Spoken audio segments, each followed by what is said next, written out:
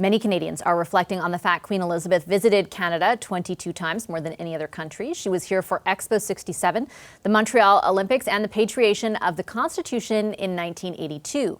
Throughout her visits, she met many Canadians, including our next guest. For more on the Queen's impact here in Canada, former Prime Minister Joe Clark joins us now from Halifax. And here in studio, his daughter, Catherine Clark, is here to share some memories of hers of the Queen. Hello to both of you. Such a pleasure to welcome you to our program this evening. Mr. Clark, I'll start with you. If you could reflect for a moment for Canadians watching tonight on some of your interactions with the Queen and what impressions you were left with. First of all, she was a remarkable human being. She was able to master very complex matters. She had a natural diplomacy about her that allowed her to deal as an equal with a wide range of people. But secondly, she also illustrates how effective institutions can be. I'm making no apologies for the things that are wrong with the history or the conduct of the monarchy, but it's an institution that is easy to denigrate, and she brought out the best in it. I watched her with heads of government in Africa on very difficult issues. What was interesting about it was that the conversations began with a certain sobriety. People were somber, but very quickly it moved into humor. She had a wonderful sense of humor, a capacity to put people at ease and to draw out what they were really thinking.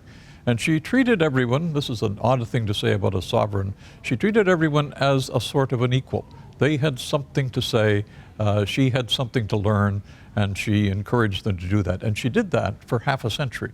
And she did it starting as a 27-year-old who probably before her father became king had no sense that this was going to be her future or her obligation. But she became a master at it.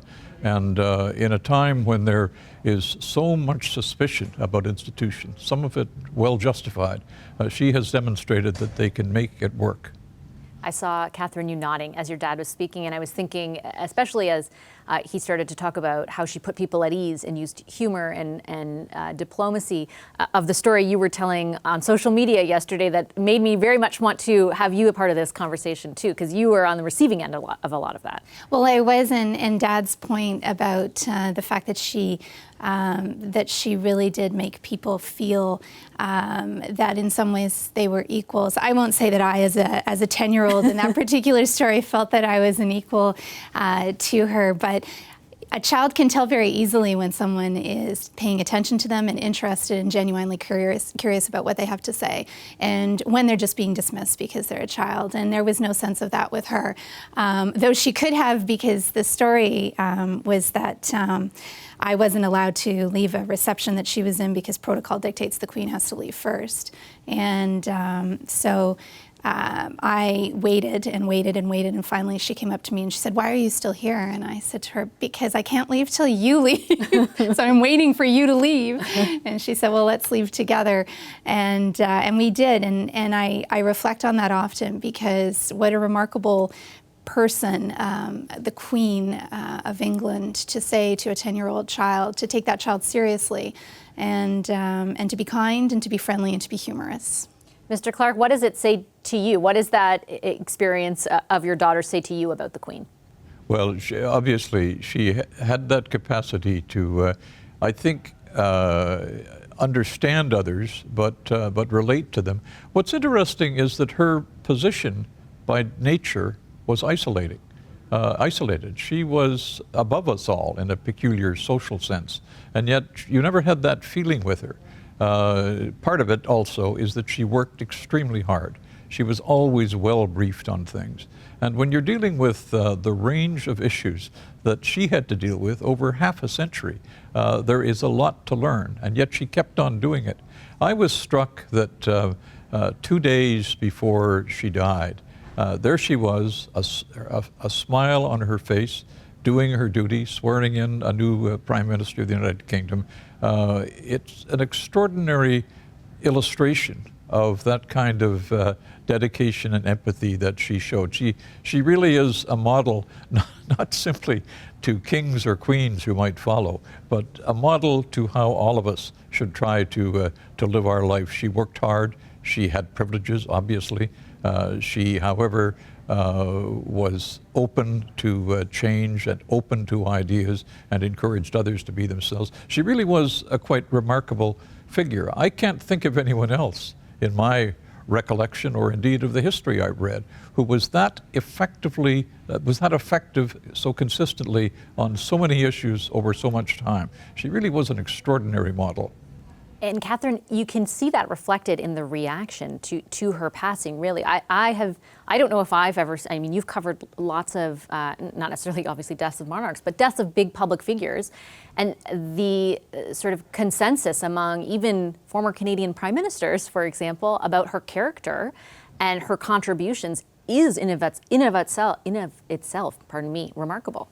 Well, I think that we all felt that she was genuinely part of the global fabric, and she would always remain so. And so even though she was in age, she was 96, there was a sense that it wasn't possible that she was really going to go anywhere.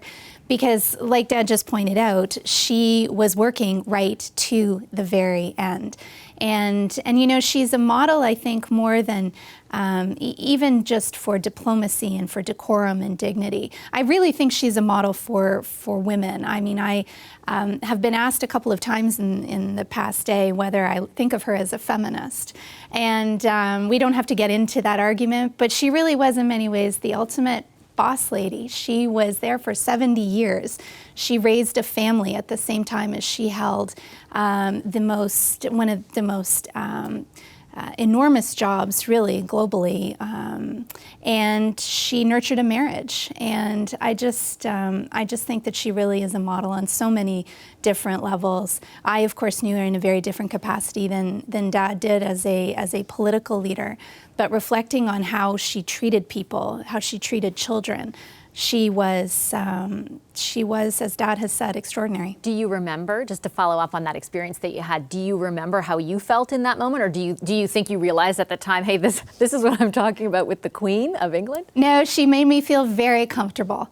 She made me feel, you know, frankly, and she mentioned that I was the same age as one of her grandchildren, and so she made me feel just very much at ease. I felt no discomfort at all. Now, of course, I had been raised in a slightly unusual environment where being in adult situations was totally normal, but no, I don't remember that at all. Though I do remember once, years later, being on a plane with Dad when she traveled with us in Alberta, and she looked over to Dad on the plane, and she was reading the paper, and she said, "Mr. Clark, would you join me, please?" And I just remember looking at Dad and thinking, oh my gosh, good luck. and also that feeling of I wouldn't want to be on the wrong side of this woman, because while she was gracious, she was tough. Do you remember that moment, Mr. Clark? I do, and I remember one other story that was told by the Duke of Edinburgh, in fact, at a meeting in Banff or in Lake Louise, and recalling their first trip as king in consort, or queen in consort, a long time ago. And they were traveling by train, and crowds, of course, were coming. It was winter, and crowds were coming out to meet them at little towns. And he was talking about coming through southern Alberta, that they'd go to Brooks, Medicine Hat, there'd be people there crowded in the middle of the night. They'd go back to sleep for half an hour. They'd get up for Brooks. She'd be standing on the back in her big fur coat. And then the Duke said, her big fur coat and little else, because she'd been asleep. She got up to do her duty. She got out, she dressed as she had to dress, and then she went right back to bed. But that's an extraordinary, first of all, that's a great sense of duty itself, but also she laughed about that, others laughed about it, and in a sense, nobody was surprised that she would have done that. She was human as well as a queen. That's a perfect note to leave it at. Mr. Clark, Catherine Clark, thank you very much, both of you, for sharing your reflections tonight. I appreciate it, and I certainly know that our audience does as well. Thank you. Hi, I'm Vashi Capellos, host of Power in Politics. See more of our show by subscribing to the CBC News channel or click the link for another video.